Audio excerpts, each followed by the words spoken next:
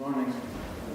Thank you very much. I'm very happy to be here, and it's always one of the great privileges in life to visit the glorious capital of Catalonia, one of my favorite cities in the world. Now, ladies and gentlemen, I'm very happy to see some of you foregoing the delights of Barcelona. I just want to state at the outset that, as has been said, I'm going to be talking about health technology assessment. I have a lot of material, and some of it is somewhat complex and technical. So I just want to reassure you that these slides are available for anybody who wants them. They are given to the association, to the conference. Anybody who wants to give me their email, I will email them personally. So don't worry too much about taking notes from the slides, but perhaps you would like to honor me with your attention, and you can have the slides anytime you want them. Healthcare, as everybody knows, is expensive. The expectations of society are limitless and never-ending, and therefore the costs of healthcare increase all the time. This is one of the major debates in all societies, including the wealthy and the not-so-wealthy countries, and the increase in healthcare spending is one of the highest areas of concern, especially because of the fact that the world for the past 5 or 6 years has been in an economic morass of which there is no end in sight, as the good people of this glorious country can attest through experience. And so healthcare expenditure keeps increasing. This is something of substantial concern. And so we find ourselves looking at what is designated as the iron triangle of healthcare, and the balance and the tensions between access, costs, and quality. All these three things are in the mix, and the synthesis of what comes out is what effectively we are going to be talking about in many ways today. So what I'm going to do is to discuss a bit the general concepts of what we call health technology assessment, to try and explain why these are very important today. I will give some detailed examples in relation to these concepts, and although I am relatively ignorant of your community, I will show how some of these have been applied to alpha-1 antitrypsin deficiency in ways which personally cause me concern, and then I will suggest some ways forward, and in particular, and always emphasizing the absolutely crucial role of patients in this process. Health technology assessment is a kind of catch-all phrase for the process of examining and reporting properties of a medical technology used in healthcare. This is very much a modern concept developed over the past 20 years or so to catch a number of assessment types involving clinical, economic, ethical, legal, and organizational aspects. And therefore, when we talk about health technology assessment, we look at a very wide range of issues. And in most healthcare services, where the majority of services, like they are in this country and in most of the European Union, are delivered through the government, health technology assessment has become a huge area of government activity, directly involving and being funded by government. In countries such as the United States, this is not so much the case, but I shall demonstrate that it is becoming increasingly the case there as well. Why are these important? This is important because health technology assessment underpins decisions such as the ones I have shown here, and I shall show examples of these, like should treatment A be reimbursed in a national healthcare system? For which patients should it be provided and for how long? Obviously, you will immediately realize that these are questions which concern all patients with chronic diseases, including your community. And since different decisions can be taken about these technologies, there is a huge variation in access to treatments. You can immediately get a flavor of this if you look at the continent of Europe. and some of this was discussed yesterday in relation to alpha-1 antitrypsin type treatments and augmentation therapy. There is already in this continent of Europe a variation between the states of the European Union as to which countries provide reimbursed access and which don't, and the levels of access. Now, as I said, in socialized systems, where it is the government which is the primary payer, the increasing traction is coming from cost-effectiveness analysis, in which the cost is actually part of the decision-making process by the reimbursement agency. It's not just whether the treatment works, but how much it costs. And this is done in what's called cost-effectiveness analysis, and I'm going to have to describe some of the technicalities of this so that I can illustrate it in relation to your community. This is a technique which is now also being applied by private insurers. So it's not just the government. In the United States, for example, many of the private insurers, which are obviously crucial in that country delivering healthcare, use cost-effectiveness analysis increasingly. However, in terms in the United States of what you might call a policy-type environment, the emphasis, fortunately, is more on what we call these days comparative effectiveness research, in which treatments are compared in relation to their effectiveness, but officially costs should not become part of the equation. I shall describe some of this, and I shall also describe, very importantly, the concept which has developed over the past few years of patient-centered outcomes research, or so-called PCOR, which is extremely important. Now, all life is about decisions, and in relation to medical care, there are two areas where there is important decision-making, which needs to be considered, and some of these have already been touched upon, and these include the area of evidence, in which we see the issue of utilization of clinical trials. Yesterday there was an eloquent presentation on treatments of the future in antitrypsin, and we saw the role of clinical trials, and you know about it, systematic reviews which take all these clinical trials and assess the relative benefits, and Dr. Chapman will be talking about this in the later talk. And then there is the question, as I said, of cost effectiveness, and this, importantly, I think has to include the total medical costs, and this is what I'm going to be emphasizing. This is where my work has centered in chronic diseases, to demonstrate that it's not just the cost of the therapy. We all know that the cost of therapies for chronic rare disorders is high. It is as simple as that. This is not paracetamol, this is not headache medicine, this is not antihypertensive medicine, which most people need at some time of their lives. These are very small populations of patients, very specialized biological treatments. The cost is therefore commensurately higher. But most importantly, how does this affect the total medical costs of caring for a person with that condition? And in order to do this, we have to assess the role of decision analysis. And I shall explain what this is in later slides. Now, a lot has been said about evidence-based medicine. And I'm going to be talking in some aspects of this. This is the so-called pyramid of evidence-based medicine. It is one version of this pyramid which one finds in the literature. It's the version generated by the Cochrane collaboration, of which I shall make some comments, and as is, I guess, natural, the Cochrane collaboration puts their own systematic reviews as being the highest level of evidence. And then all the other levels come after them, other systematic reviews and meta-analyses, evidence guidelines, randomized clinical trials, controlled studies, and so on and so forth. There's a concept which has been developed in the past 30 years or so. There's a lot of merit to it. It's very important that in medicine we have absolute criteria for determining evidence. There is, however, in my opinion, a certain level of dogma inoculated in this concept. It has become a field in its own right, and it has resulted in some unfortunate and, in my mind, difficult to justify decision-making. Why is this important for new patients?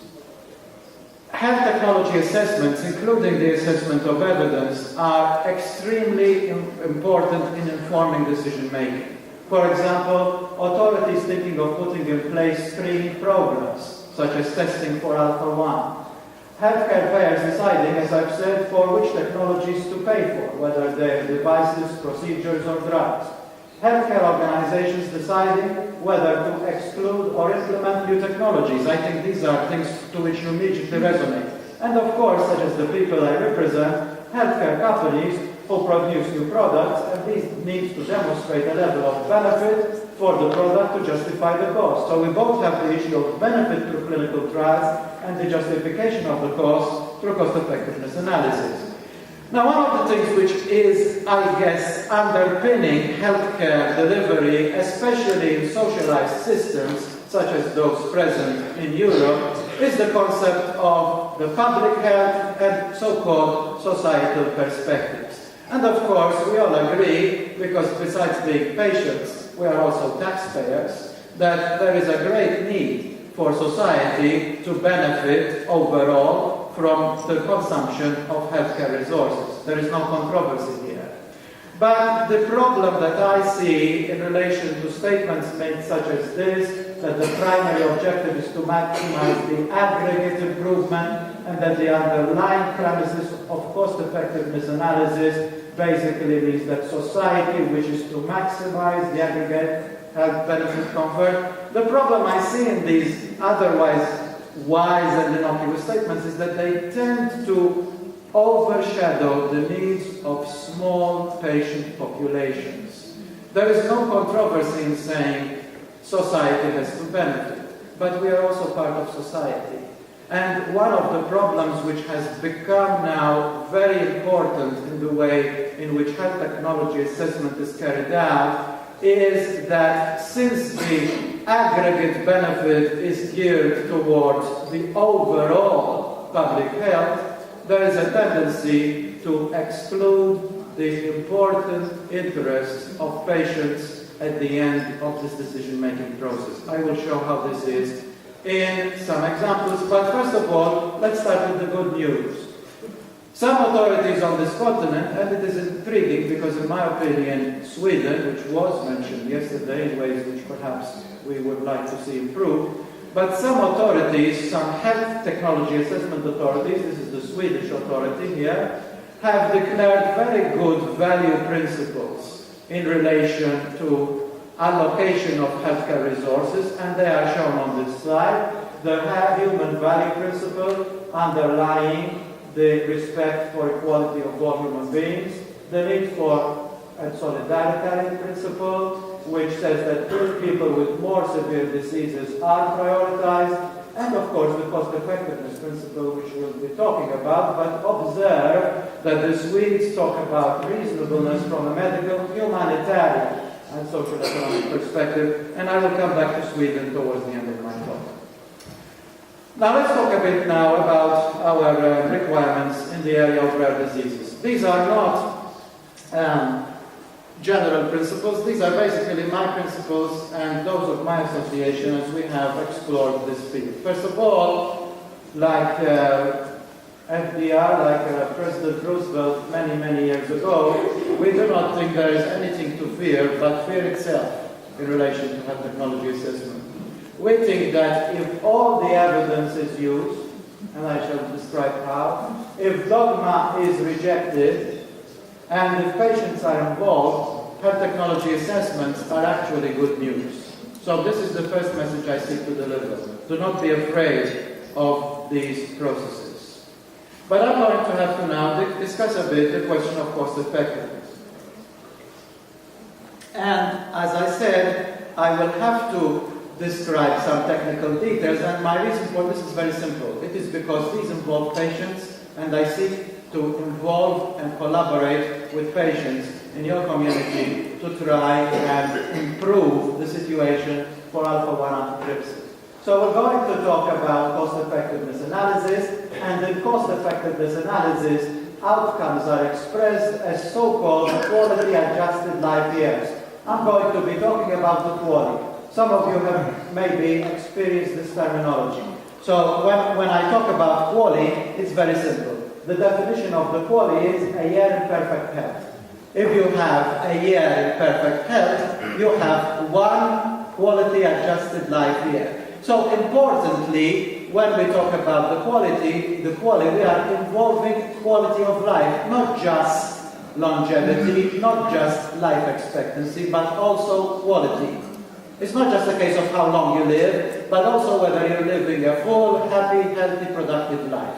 And it is estimated from the benefit of a treatment and the time during which the benefit occurs. And of course, once diagnosed with alpha-1 antitrypsin deficiency and put on a treatment for alpha-1 antitrypsin deficiency, that is treatment for life, because this is a chronic disorder, until we have something like as was described yesterday, the promise of gene therapy. And therefore, we can then estimate the cost of a QALY. I want to state at the outset that this is what health technology assessment authorities do. They calculate the cost of a QALY, and they make a decision on whether the treatment should be subsidized, reimbursed on the basis of the cost of the QALY. So this is important. And as I said, this includes health-related quality of life, and this is defined as all aspects of health that are directly experienced, including physical, social, mental, and general perception, whether you feel healthy. And this is something which is measured. And I will show how. You patients are crucial in health technology assessment involving quality of life. Quality of life underpins the calculation of the QALY, and obtaining the cost of the QALY, I say again and again and again, is what health technology assessment is about. And to do this, we need patient input. And one of the biggest problems we've had in chronic disorders in relation to the prioritization of the treatments is that patients have not always been involved in calculating how much a treatment improves their quality of life. So this is something we seek to improve. Now I'm going to describe to you, very simply, how this is done, because it's actually not too difficult to understand conceptually, although it's a sophisticated field in its own right, and I think it's important that you understand how we estimate quality of life. We do this very simply through questionnaires. We give patients the opportunity to answer questions about their quality of life in relation to a treatment through a questionnaire. And on the basis of that questionnaire, we then get, through a scale, an idea of how the benefit is occurring. So on this scale, which we get from the questionnaire, we get a scale from 0, which basically means you've got 0 quality of life because you're dead. Of course, we don't ask questions of dead people. And 1 is a state of perfect health. And generally, when people are questioned, they come out somewhere in this range of the scale. I'm going to show you how this is done through an example. Let's say that we've got, as I said, it is calculated by benefit multiplied by the time in which it is in place. That's the quality just like it. So I come up to somebody, let's say, just for the sake of argument in your community, and ask, on a scale of 1, which is the highest, to 0, which is the lowest, how do you rate your health? Person with alpha-1.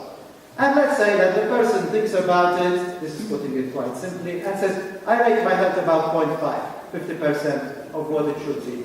Fine. And let's assume that on the basis of what we know through the knowledge of the disease, the person will live for another 40 years. Then to calculate how many QALYs this person is involved in, it's very simple. It's 0.5 times the 40 years. So this person has 20 QALYs to look forward to.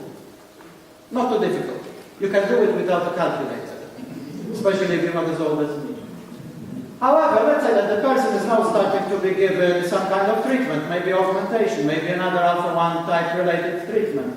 And after some time on this treatment, we do the assessment again, and we ask the person, so how are you feeling now? And the guy says, or the lady says, well, actually now I'm feeling better, so I assess myself at 0.7. That's fine. And we know that through this treatment, the life expectancy is also going to increase. So we're going to go from 40 years to 50 years. So now we've got calculated QALY again. And now it's 0.7 times 50, and we've got 35 QALYs. So what's happened?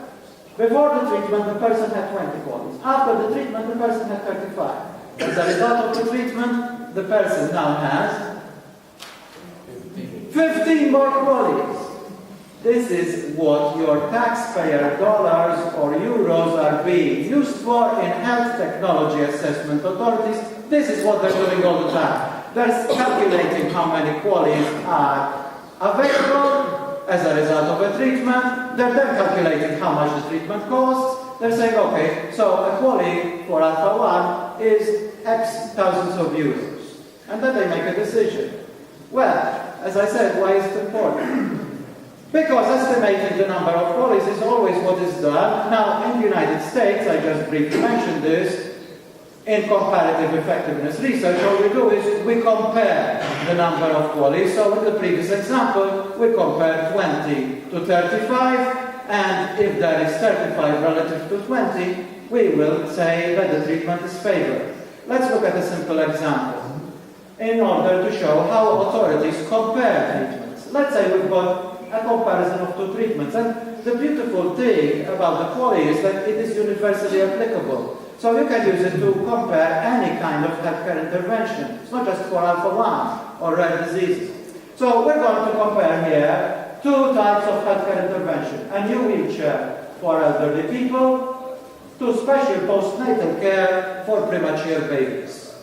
So this is going to increase the quality of life by 0.1. These are just random examples. We're going to get 10 years benefit because these are elderly people and they only benefit for another 10 years. Therefore, this gives us 1 QALY. Special postnatal care is given to these infants. They are prematurely born, they have problems, but this is going to increase their quality of life by 0.8. They're going to benefit for at least 35 years. This is going to give us 28 QALYs. Which do we choose? This is what we call in the English vernacular a no-brainer. Why is it important in cost-effectiveness analysis? Because in cost-effectiveness analysis, we do not just compare the QALYs, we compare the cost per QALY. So if I go back to the wheelchair and the special postnatal care, this time again we have the increase in quality of life, we have the benefit time, and we have the costs. Now we're putting in dollars. So let's say that this costs $4,000 per life year, and we just do the simple arithmetic, and the cost per QALY of giving these elderly people their wheelchair is actually $40,000 per quality adjusted life year per QALY. That's the cost. Let's look at the babies. If we give the babies their treatment, the cost is $250,000. So it's much higher than the cost of the wheelchair. But if we calculate the cost per QALY, because we are getting many more QALYs, it's actually much cheaper in terms of quality adjusted life year. So which gets chosen? In my opinion, this is another no-brainer. And the important thing is that this is used to rank and prioritize interventions. So over here, very quickly, I've got you some costs per QALY for various medical interventions. So the use of, let's say, stimulating factors in elderly people with leukemia has a cost per QALY of over $250,000, quite expensive. EPO and dialysis for renal failure, it gives us a cost per QALY of $140,000 and so on. Believe it or not, Viagra is actually very cheap in cost per QALY because you only cost about $5,000 per quality adjusted life year. Why do you think this is? There's many people going to be wanting Viagra and they're going to be taking it for a long time. But the important thing about this list is very simple, ladies and gentlemen, because around here, you can see these numbers here, between 50 and 100,000 US dollars per QALY is what we call the threshold. Most authorities, including those in this country and in many of the countries of Europe, the United Kingdom and so on, will consider reimbursing a treatment if the cost per QALY does not exceed this range. If it's below this range, it's generally not a problem. If it's above this range, it starts to be a problem. It starts to require more work and advocacy. I have gone into this in some detail because you need to understand that the decisions which shape your treatments and your lives are hanging on these numbers. Be aware of this. Now you might say, well, so does this mean that everybody's going to get Viagra? No, because there are other considerations and it's important to recognize that there are also political considerations. Although, objectively speaking, treatments like this are actually cost-effective, they're not always given public subsidy because there are other considerations, including politics and perception. And of course, let me make one very crucial point. Just because a treatment is cost-effective doesn't mean that it's cheap. If the cost per quality is only $5,000, but 50 million men want it, that's going to be very expensive, and there's some other decision-making is going to be based. So I think that I've given you a brief introduction to cost-effectiveness analysis and the use of the quality in order to give you an appreciation of why this is important to you. Now, all these concepts have been developed in relation to conventional healthcare funding, and very little thinking was put in relation to rare chronic diseases. Diseases which are rare and are needed treatments over a whole of life have been given very little consideration. And it's important to understand that this has disadvantaged greatly rare chronic diseases in terms of being considered for reimbursement for two reasons. Again, some technical details. When benefits are looked at over a long period, the method to calculate the quality results in what's called discounting. What do I mean? It's a little bit like putting your money in the bank, and rather than having it increase over the years, it decreases. The technique requires that a benefit, if it is going to be over the whole of life, is actually discounted, so it becomes smaller. So, if you are on alpha-1 and augmentation and you're over the whole of life, the benefit calculated by the authorities decreases over time. There are reasons for this which I will not go into. But obviously you can appreciate that for a chronic disease, this is lethal. It means that the benefit shrinks in the eyes of the people who are making this decision whether to give you the benefit. So this is very important to recognize. The other one is that the utility, the benefit estimates for people with chronic disorders tend to underestimate the seriousness of conditions. I think you can appreciate this. We know through sociological research that people who have a chronic disease and have had it for a number of years tend to become used to it to a certain extent. And they subjectively underestimate the possible benefits of a treatment. We call this the rocking the boat phenomenon. They don't want to rock the boat. We can see this very often, as I shall show you in hemophilia. When we talk to people and we say, do you want to go to prophylaxis rather than episodic treatment? When they are used to episodic treatment for many years, they hesitate. Even though prophylaxis protects them from bleeding, they hesitate to rock the boat. This is very easily demonstrated to the sociological literature. But look at this with hemophilia, which is an area which I have much more familiarity. These are, again, these scales, these benefit estimates, comparing prophylaxis and on-demand. And this is asking some patients and some patients' parents. And you can see that the differences between prophylaxis and on-demand are not very high. This is because patients who are on demand are used to it and do not wish to rock the boat. And it is important. How do we get these answers? We get them through these questionnaires, and this is just an example of a questionnaire. I am using this at the moment in a project with the primary immune disease community, immune deficiency disease community, and I just want to give it as an example of these questionnaires. Hopefully someday we will be able to do this with your community. I just want to make a point about discounting. This is a complicated graph. I just want to make one point. Look at this box. When the benefit is discounted by 3.5%, what the authorities use is 3.5%. This is very important. The English authorities, for example, use 3.5%. This means that the cost effectiveness is very low. It's less than 20%. If the benefit is only discounted by 1.5%, the cost effectiveness is over 90%. So these numbers, these calculations, these graphs might seem difficult and boring to you, but they are what is deciding whether it's a treatment or not. And it is important to understand that these things are needing to be questioned. Now, how can things go wrong? Well, actually, I'm going to draw an example with your community to show how things have gone wrong.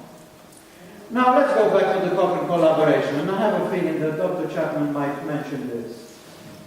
Well, as you know, about 2 or 3 years ago, the Cochrane collaboration published their review, which is very authoritative. This is a body which has a lot of authority, and they concluded that augmentation therapy with alpha-1 antitrypsin cannot be recommended in view of the lack of evidence of clinical benefit and the cost of the treatment. Now, let me just say one thing immediately. How much the treatment costs is none of their business. Because actually the Cochrane collaboration is not supposed to comment about costs, they are supposed to be about evidence and nothing more. So whenever you see the Cochrane collaboration talking about cost of treatment, you should shut the journal and say rubbish. However, I think that the best way of addressing this comment,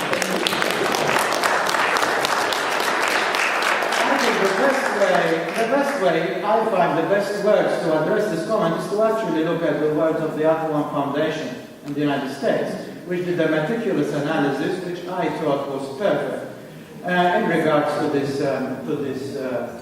analysis from the Cochrane, and these are some of their conclusions. And one of the important things is because yesterday Dr. Dirksen, who has contributed a lot to the Alpha-1 field, was mentioned, that Dr. Dirksen was at first a co-researcher with the Cochrane husband and wife team, but then he requested his name to be removed, and he claimed the collaboration was not possible because he said that augmentation therapy is the only available specific treatment which addresses lung disease associated with alpha-1. And to just ignore it on the basis of a few numbers to studies and ignore all other studies for reasons which I will mention and which I think will be mentioned more later is unacceptable.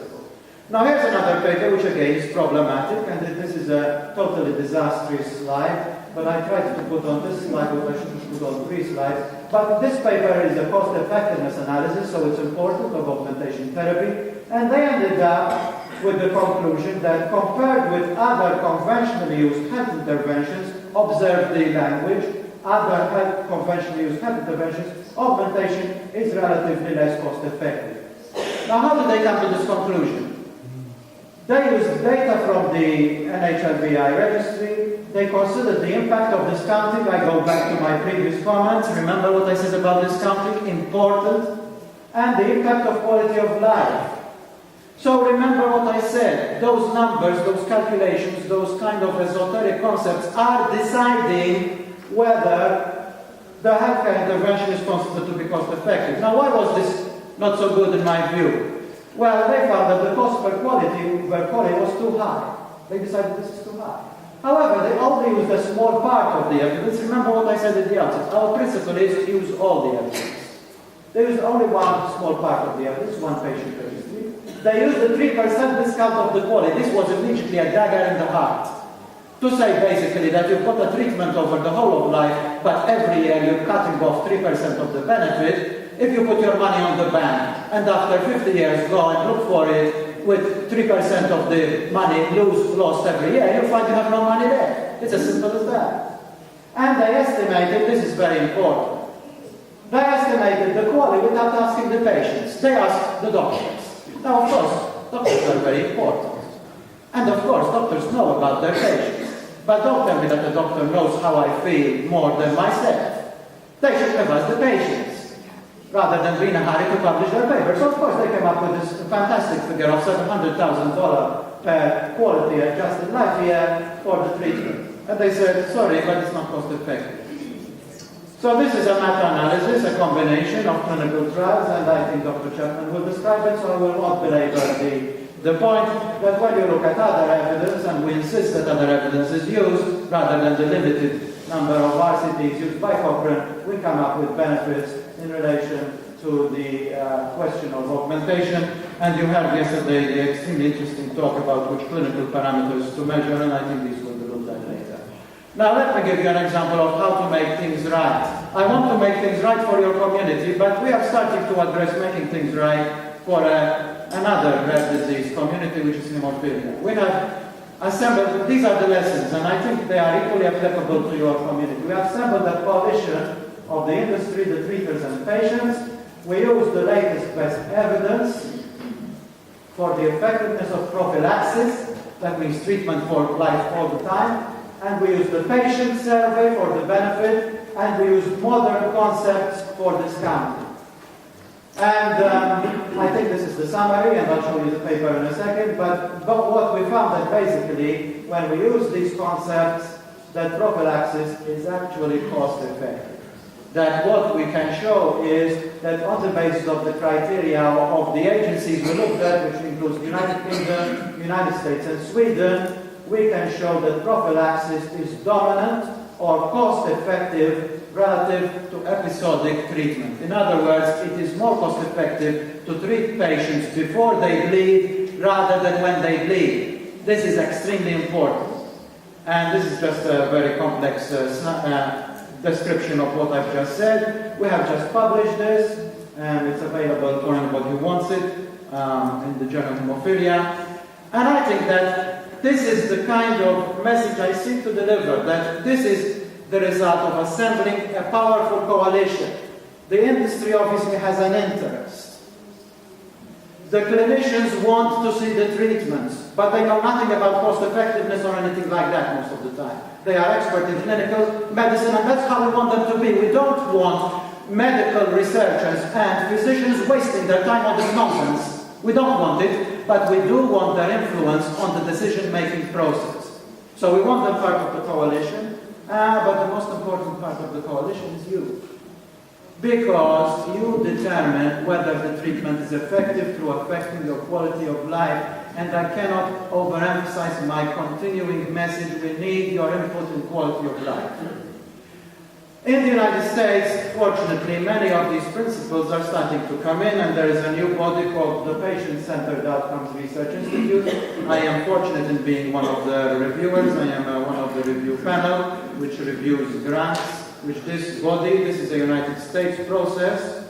The government, under the legislation of President Obama, has allocated $1.2 billion to be given to research involving patient-centered outcomes. It's an excellent initiative, and this focuses on the patient's problems and takes their perspective in accommodating their preferences, allowing their participation, building on their relationship with clinicians, and empowering them. This is the message we want to give to the world. Patients number one, first and foremost. We live in the age of information. We live in the age of education, the internet. The era when we say we leave everything to the doctors and to the government is over. If we don't take things into our hands, we can only blame ourselves for any bad outcomes. And so I want to come to a conclusion. I hope I have not exceeded too much my time, but I want to again praise Sweden. Again, this is their authority. They say the good effects of a medicine sometimes are so great that they easily compensate for all the costs. And then it's not difficult to make a decision, because the government, first and foremost, wants to save money. And if it's very obvious that it's going to save money, that's not difficult. But the Swedes say we do not make such high demands in order to consider if the use of a medicine is cost effective. That people get well, do not experience pain, and can live a more normal life through using a medicine is important enough for society to be willing to pay for it. I encourage you to remind the Swedish authorities of that. And so I want to come to a conclusion, Madam Chair, and thank you all for your attention, that health technology assessment is here to stay. It is important. The motto for this community and all patients should be nothing about us without us. We shall find ways to contribute, and remember, giving the picture of pain and distress is not enough. It is a hard world. It is an economically challenged world. We need to provide arguments and not just emotional ones. Patient involvement means a two-way process. We need to be in there, and in my opinion, one of the key ways of being in there is to influence the quality of life data, which I've talked about, so that gradually, and this is my last slide, we approach the situation described in the Bible, that in the future there shall be no more death, sorrow or crying, and there shall be no more pain. And I thank you very much for your attention.